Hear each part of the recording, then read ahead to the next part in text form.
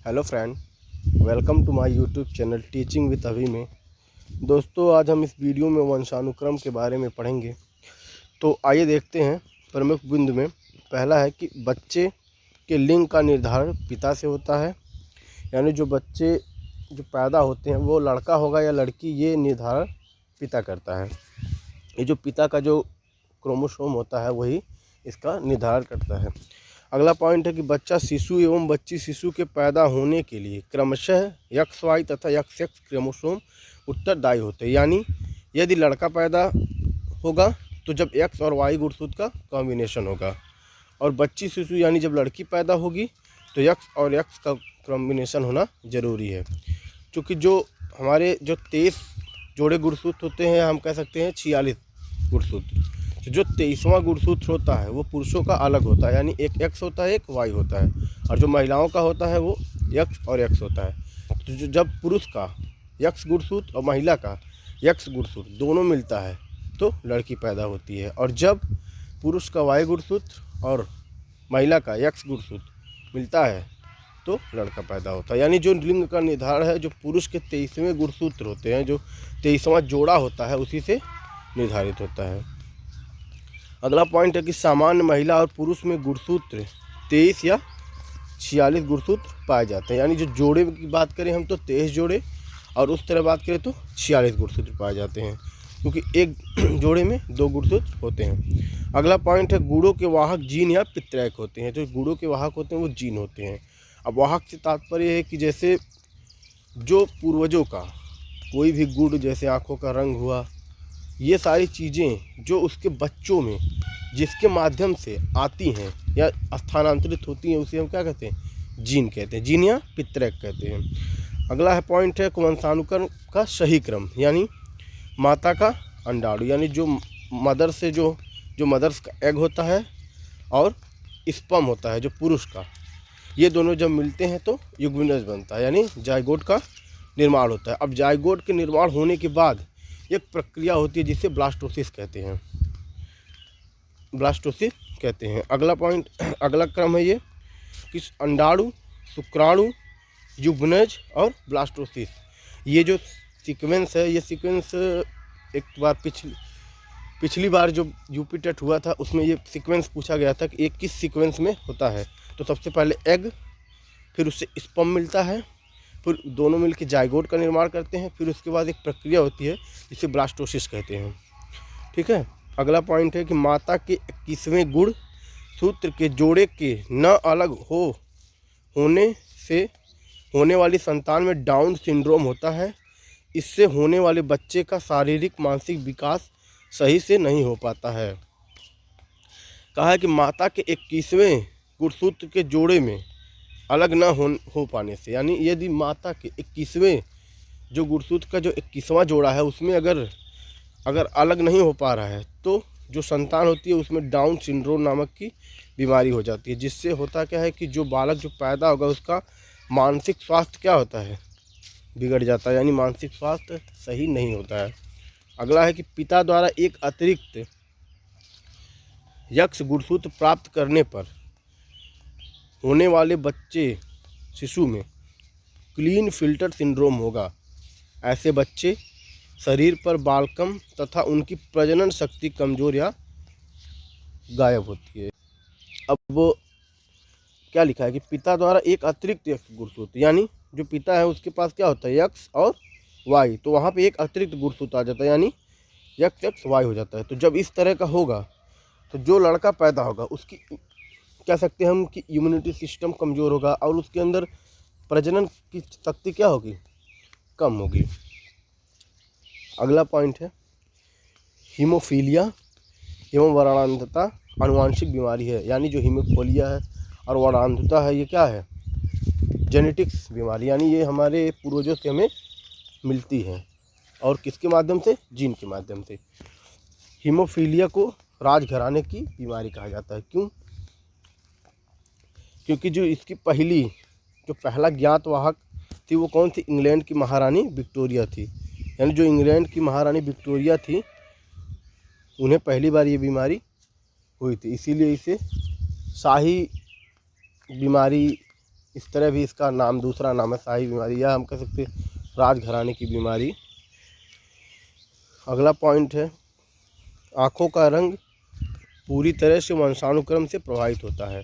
यानी व्यक्ति की जो आँखें होती हैं उसका कलर कैसा होगा, ये पूरी तरह जीन पे डिपेंड करता है। यानी जो हमें माता पिता से जो हमें गुण मिलते हैं, जो उनसे जो लक्षण जो आते हैं, पूरी तरह उस पर डिपेंड करता है कि व्यक्ति की आँखें कैसी होंगी।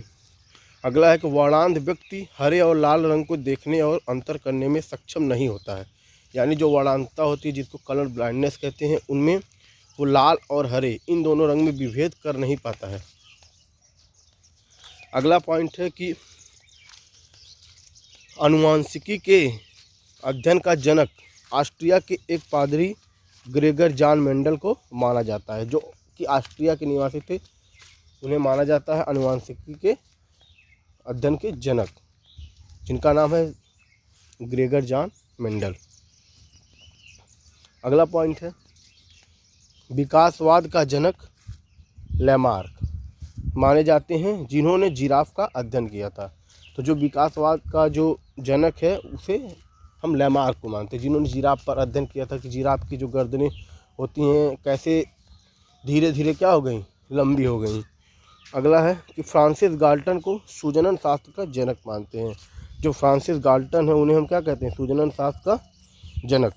उत्तम जीवता का सिद्धांत, ये सिद्धांत है सर्वाइवल ऑफ द फिटेस्ट, ये चार्ल्स डार्विन द्वारा दिया गया। यानी जो चार्ल्स डार्विन थे उन्होंने इसको सिद्धांत को दिया। मेंडल के तीसरे नियम को प्रत्यागमन का नियम कहते हैं, जिसका कभी कभी संतान माता पिता के गुणों के विपरीत भी पैदा हो जाती है। अब प्रत्यागमन का नियम ये कहता है कि जरूरी नहीं है कि जो गुण माँ बाप में हो वो गुण बच्चे में भी आ जाए। तो उन्होंने कहा कि कभी कभी संतान माता पिता के गुणों के विपरीत भी पैदा हो सकती है। यानी जो गुण हो सकता है किसी माँ में अगर वर्णांधता हो तो ज़रूरी नहीं है कि वो पुत्र में भी हो जाए। तो ये गुण, ये जो नियम होता है इसे हम क्या कहते हैं, प्रत्यागमन का नियम। अगला पॉइंट है कि लैमार्क का सिद्धांत अर्जित गुणों के वितरण का नियम कहलाता है। अर्थात संतान माता पिता के वही गुण संकरित होंगे जो माता पिता के जीन या प्रत्येकों में मौजूद हैं। तो लैमार्क का सिद्धांत, जो लैमार्क थे उन्होंने क्या कहा कि जो अर्जित गुणों के वितरण का नियम, उनका जो ये था अर्जित गुणों के वितरण करना नियम, उस नियम में यह बताया गया है कि जो संतान है वो माता पिता के वही गुण उनमें संकरित होते हैं, यानी वही गुण उनमें परिलक्षित होते हैं जो माता पिता के जीन या प्रत्येकों में क्या होते हैं, मौजूद होते हैं। यानी जो गुण हमारे माता पिता के जीन्स में होंगे वही गुण हमारे में दिखाई देंगे। अब आइए देखते हैं डेफिनेशन, इसमें है परिभाषाएं में। पहला, रूथ बेनेडिक्ट के अनुसार उन्होंने कहा कि माता पिता के गुणों का संतान में हस्तांतरण ही वंशानुक्रम है। यानी जो हमारे माँ बाप हैं उनके जो गुण हैं, जो जब वो गुण संतान में जीनों के माध्यम से क्या होते हैं, स्थानांतरित हो जाते हैं, तो वही क्या कहलाता है, वंशानुक्रम। अगली डेफिनेशन है जेम्स ड्रेवर की। उन्होंने कहा कि माता पिता के शारीरिक मानसिक गुणों का संतान में हस्तांतरण ही क्या कहलाता है, वंशानुक्रम कहलाता है। यानी जो माता पिता हैं उनके शारीरिक मानसिक गुणों का, यानी जो उनकी सोचने समझने की क्षमता है और उनकी जो बॉडी की संरचना है, ये जब बच्चे के पिता से पूरी तरह मैच करता है, यानी पिता से मिलता जुलता है, तो इस तरह के हस्तांतरण को क्या कहते हैं, वंशानुक्रम कहते हैं। अगला परिभाषा है BN झा की।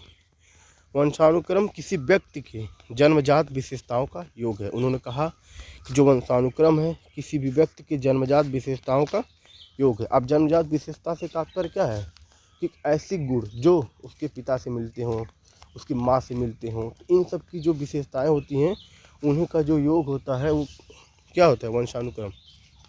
अगला है पीटरसन ने कहा कि कोई व्यक्ति अपने पूर्वजों की जो विशेषताएं अपने माता पिता द्वारा प्राप्त करता है उसे वंशानुक्रम कहते हैं। यानी इन्होंने क्या कहा कि व्यक्ति जो अपने पूर्वजों की जो भी विशेषताएं, यानी जैसे अगर पिता लंबा है तो लड़का लंबा, यदि पिता की आंखें भूरी हैं और लड़के की भी आंखें तो भूरी, तो उन्होंने कहा कि जो अपने पूर्वजों की जो विशेषताएं अपने माता पिता द्वारा प्राप्त करता है उसे वंशानुक्रम कहते हैं। अगला डेफिनेशन है वुडवर्थ की।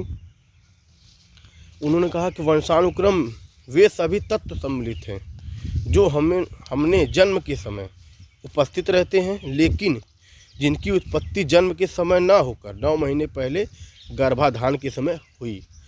देखिए जो वुडवर्थ महोदय हैं उन्होंने कितनी अच्छी डेफिनेशन दी। उन्होंने कहा कि वंशानुक्रम में वे सभी तत्व सम्मिलित हैं जो हमने जन्म के समय उपस्थित रहते हैं। यानी उन्होंने कहा कि जब बच्चा जन्म लेता है तो उस समय जो उसमें गुण परिलक्षित होते हैं वो क्या होते हैं, माता पिता के द्वारा स्थानांतरित होते हैं, लेकिन जिनकी उत्पत्ति जन्म के समय ना होकर, उन्होंने कहा कि लेकिन जो गुण पैदा होने के समय हमारे में दिखाई देते हैं उनकी उत्पत्ति जन्म के समय ना होकर, यानी वो जन्म के समय नहीं होती है, हालांकि वो कब होती है, 9 महीने पहले, यानी जब गर्भाधान होता है उसी समय, यानी जब हमारे जीन्स जाकर मिलते हैं उसी टाइम ये सारे गुण क्या होते हैं, स्थानांतरित हो जाते हैं। इसे ही वंशानुक्रम कहते हैं। अगला है थॉमसन की।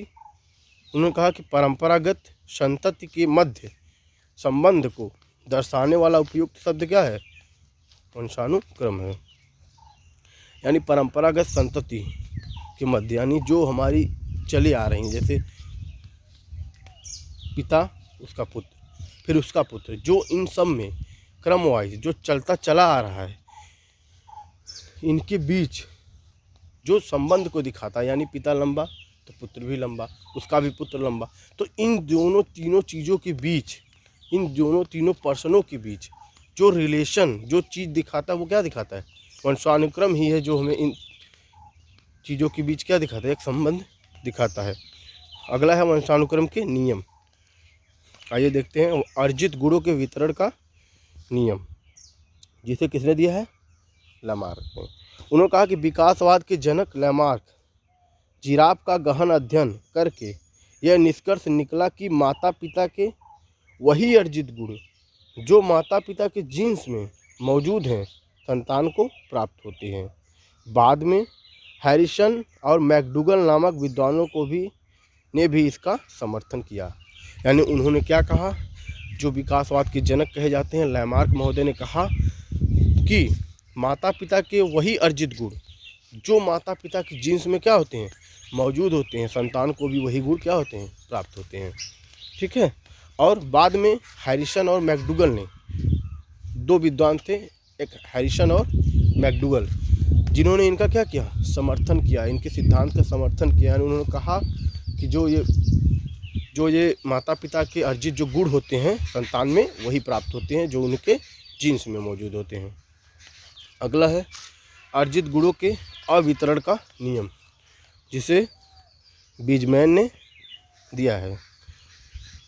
चूहे की कई पीढ़ियों पर लगातार पूंछ काटने के बाद भी बीजमैन ने पाया कि कोई भी चूहा पूंछ के बगैर पैदा नहीं हुआ, अर्थात जो गुण माता पिता के जीन तक नहीं पहुंच पाया वह आने वाली पीढ़ियों को प्राप्त नहीं होगा। उन्होंने क्या कहा, उन्होंने कहा कि चूहे की कई पीढ़ियों तक लगातार पूंछ काटने के बाद भी बीजमैन ने पाया कि कोई भी चूहा पूंछ के बगैर नहीं पैदा हुआ, अर्थात जो गुण माता पिता के जीन तक नहीं पहुंच पाया वह आने वाली पीढ़ियों को प्राप्त नहीं होता है। उन्होंने कहा कि हमें वही गुण प्राप्त होंगे जो हमारे माता पिता के जीन तक क्या होंगे, पहुँचेंगे। अगली नियम है जैव सांख्यिकी का नियम। यह नियम सुजनन शास्त्र के जनक फ्रांसिस गाल्टन ने दिया। यानी जो सुजनन शास्त्र के जनक है फ्रांसिस गाल्टन, उन्होंने यह नियम दिया, जैव सांख्यिकी का नियम।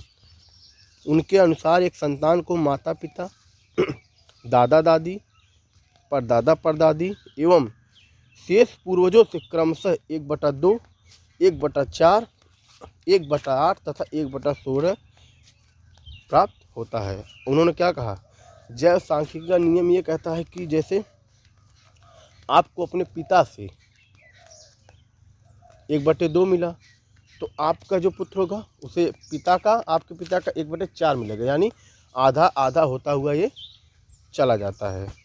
ठीक, जैसे माता पिता, दादा दादी, परदादा परदादी एवं शेष पूर्वज क्रमशः 1/2, 1/4, 1/8 1/16 यानी जो आपके बाबा हैं या दादाजी हैं उनसे आपको पिता को 1/2 मिला, फिर आपको आपके दादाजी का 1/4 मिलेगा। इसी तरह जो आपका पुत्र होगा उसको आपके दादाजी का 1/16 मिलेगा। ठीक इसी तरह आगे बढ़ता चला जाएगा। मूल बीजाणु की निरंतरता का नियम जिसे बीजमैन ने दिया है, उन्होंने कहा कि पीढ़ी दर पीढ़ी संतानें बदलती रहती हैं, लेकिन मूल बीजाणु का एक ही रहता है। यानी जो मूल बीजाणु है वो एक ही रहता है। हम सभी जानते हैं कि ऐसा संभव नहीं है, इसलिए बीजमैन के इस नियम को नकार दिया गया। अब देखिए, जो बीजमैन थे उन्होंने क्या कहा कि पीढ़ी दर पीढ़ी संतानें बदलती रहती हैं लेकिन मूल बीजाणु एक ही रहता है। उन्होंने कहा कि जो मूल बीजाणु है यानी जो मूल तत्व है वो सिर्फ एक ही रहता है। हम सभी जानते हैं कि ऐसा संभव नहीं है और ऐसा पॉसिबल नहीं है, क्योंकि अगर एक ही रहता तो जो भी जनरेशन यानी जो हमारी जनरेशन आती है उसमें चेंजेज नहीं होते, सब एक ही तरह से होते, यानी सब में एक ही क्वालिटी पाई जाती, पर ऐसा नहीं है। इसीलिए बीजमैन के इस नियम को नकार दिया गया। अगला नियम है प्रत्यागमन का नियम, जिसे सोरेनसन और मेंडल ने दिया है। यह नियम मेंडल के तीसरे नियम पर आधारित है। इसका नामकरण सोरेनसन ने किया और इसका अर्थ है कि कभी कभी प्रतिभाशाली माता पिता के संतान भी मंद बुद्धि पैदा हो सकती है, अर्थात माता पिता के विपरीत गुणों वाले संतान का पैदा होना ही प्रत्यागमन या रिग्रेशन कहलाता है। अब प्रत्यागमन का नियम ये कहता है कि ये जरूरी नहीं कि जो गुण आपके माता पिता में हों ठीक वही गुण आप में हों। उन्होंने क्या कहा कि जरूरी नहीं है कि यदि माँ बाप बुद्धिमान हैं तो उसका पुत्र भी क्या हो, बुद्धिमान हो। कभी कभी ऐसा होता है कि जो बुद्धिमान माता पिता के पुत्र मंद बुद्धि के होते हैं और जो मंद बुद्धि के माता पिता होती हैं उनकी संतान कैसी होती हैं, प्रतिभाशाली बुद्धि की होती हैं। तो इसे ही प्रत्यागमन का नियम कहा गया है। अगला है कुछ और नियम जो इससे उत्पन्न हुए हैं। संयोग का नियम, द लॉ ऑफ कॉम्बिनेशन, ये कहता है कि बच्चे का लिंग निर्धारण माता पिता से मिलने वाले गुणों की मात्रा पहले से निश्चित नहीं होती है, यह तो यक्ष तथा यक्ष वाई के संयोग पर निर्भर करती है। उन्होंने क्या कहा, संयोग का नियम क्या कहता है, जैसे उन्होंने कहा कि जो बच्चे का लिंग का निर्धारण है यह माता पिता से मिलने वाले गुणों की मात्रा पहले से निश्चित नहीं होती। उन्होंने कहा ये पहले से डिसाइड नहीं होता है कि जो पिता का एक्स गुणसूत्र माता के एक्स गुणसूत्र से मिलेगा या पिता के वाई गुणसूत्र माता के वाई गुणसूत्र से मिलेगा, यानी ये पहले से डिसाइड नहीं होता है। ये संयोग का नियम, यानी ये एक संयोग होता है कि यदि पिता का एक्स गुणसूत्र माता के एक्स गुणसूत्र से मैच करता है तो कॉम्बिनेशन एक्स एक्स का बनता है, जिससे एक लड़की पैदा होती है। और यदि पिता का वाई गुणसूत्र माता के एक्स गुणसूत्र से मिलता है तो जो कॉम्बिनेशन बनता है उससे एक लड़का पैदा होता है। तो यही संयोग का नियम कहलाता है, यानी ये डिसाइड नहीं होता है, ये निर्भर करता है कौन सा गुणसूत्र पिता का माता के गुणसूत्र से मैच करता है। अगला है चयनित गुणों का नियम। माता पिता के सभी गुण संतान को प्राप्त नहीं होते हैं, बल्कि कुछ खास गुण ही संतान तक पहुंच पाते हैं, इसे ही चयनित गुणों का नियम कहते हैं। यानी उन्होंने कहा कि जो जरूरी नहीं है कि माता पिता के हर गुण बच्चे में क्या हो जाए, प्राप्त हो जाए।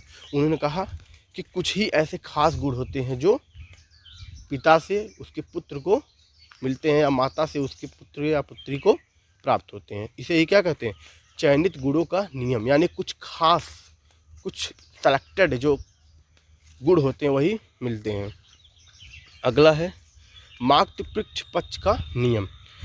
इसमें है कि बच्चे में संपूर्ण आनुवांशिक गुण केवल माता पिता से ही नहीं आते, अपितु कुछ गुण माता के पक्ष से के पूर्वजों से तथा कुछ गुण पिता के पक्ष के पूर्वजों से प्राप्त होते हैं। उन्होंने कहा कि जैसे मातृपक्ष पक्ष का नियम क्या कहता है, ये कहता है कि जरूरी नहीं है कि जो सारे गुण होते हैं वो सिर्फ पिता से ही मिले या सिर्फ माता से ही मिले। उन्होंने कहा कि जो हमारे माता या पिता के जो पूर्वज हैं यानी जो हमारे दादाजी हैं, हमारे दादी जी हैं, ज़रूरी नहीं होता कि सारे गुण हमें हमारे मम्मी पापा से ही मिले। ये गुण हमारे दादा, हमारे दादी जी, इनसे भी क्या होते हैं, मिल सकते हैं। और ये जो हमारी मम्मी हैं उनके भी पूर्वजों से प्राप्त हो सकते हैं। तो यही कहलाता है मातृ पितृ पक्ष का नियम। यानी ज़रूरी नहीं है कि सारे गुण हमें मम्मी पापा यानी जो हमारे पेरेंट्स हैं उनसे ही मिले। कुछ गुण ऐसे होते हैं जो हमारे मम्मी के पूर्वजों से और जो कुछ हमारे पापा के पूर्वजों से भी मिलते हैं। अगला है विषमता का नियम। यानी बच्चे के सभी गुण माता पिता से नहीं अपितु कुछ गुण उसके खुद के होते हैं जो उसे बाकी दुनिया से में उसे अद्वितीय बनाते हैं तथा व्यक्तिगत विभिन्नता की संभावना को जन्म देते हैं। विषमता का नियम ये कहता है कि जरूरी नहीं है कि जो सारे गुण हैं वो हमारे पेरेंट्स से मिले, यानी जो हमारे मम्मी पापा से जरूरी नहीं है कि सारे गुण हमें मिल जाए। कुछ गुण ऐसे होते हैं जो ना हमारे माता के अंदर वो गुण होते हैं, ना पिता के अंदर गुण होते हैं। वो गुण बच्चे के खुद के गुण होते हैं, यानी उसके एक अलग तरह के जो गुण उसे मिलता है जो उसे क्या करता है, अद्वितीय बनाता है, यानी उसे माता पिता से अलग रखता है। जैसे हम ये कह सकते हैं कि यदि मंद बुद्धि का माता पिता हैं और उसका पुत्र अगर प्रतिभाशाली पैदा हुआ तो हम क्या कहेंगे, यही ना कहेंगे कि जो पुत्र है वो अद्वितीय है, यानी उसने माता पिता के विपरीत गुण को क्या किया, ग्रहण किया। ठीक है। तथा व्यक्तिगत विभिन्नता की संभावना को जन्म देते हैं। और यही लोग क्या करते हैं, जो इंडिविजुअल डिफरेंसेस होते हैं यानी व्यक्तिगत विभिन्नता को क्या करते हैं, बढ़ाते हैं या जन्म देते हैं। अगला है वंशानुक्रम पर प्रमुख अध्ययन। आइए देखते हैं कि गाल्टन का 977 सफल एवं 977 असफल लोगों का अध्ययन। यानी जो फ्रांसिस गाल्टन थे उन्होंने 977 सफल एवं 977 असफल लोगों पर क्या किया, अध्ययन किया था। गाल्टन का जुड़वा बच्चों का अध्ययन, और गाल्टन ने जुड़वा बच्चों का भी अध्ययन किया था। डगडेल का ज्यूक परिवार, एक मनोवैज्ञानिक थे जिनका नाम क्या है, डगडेल का ज्यूक परिवार तथा गोडार्ड का कालिकक परिवार का अध्ययन। यानी डगडेल ने ज्यूक परिवार और गोडार्ड का कालिकक परिवार का भी अध्ययन किया था। अगला है प्रोविंसेप का एडवर्ड वंश का अध्ययन, और एक एडवर्ड वंश था जिसकी अध्ययन प्रोविंसेप ने किया। अगला पॉइंट है वंशानुक्रम का बालक के विभिन्न पक्षों पर प्रभाव क्या पड़ा, इसके बारे में कौन क्या कहा है, आइए देखते हैं। पहला है जन्मजात शक्तियों पर प्रभाव, इसे थॉर्नडाइक ने कहा है। बुद्धि पर प्रभाव, इसे स्पीयरमैन ने कहा है। सामाजिक स्थिति पर प्रभाव, प्रोविंसेप ने कहा है। चरित्र पर प्रभाव, डगडेल ने कहा है। और प्रजाति पर प्रभाव, इसे कहा है क्लीनबर्ग एवं कार्ल पियर्सन महोदय ने। तो वीडियो आपको कैसी लगी? यदि वीडियो आपको अच्छी लगी हो तो चैनल को लाइक, वीडियो को लाइक और चैनल को सब्सक्राइब ज़रूर करें। मिलते हैं हम नेक्स्ट वीडियो में, तब तक के लिए बाय।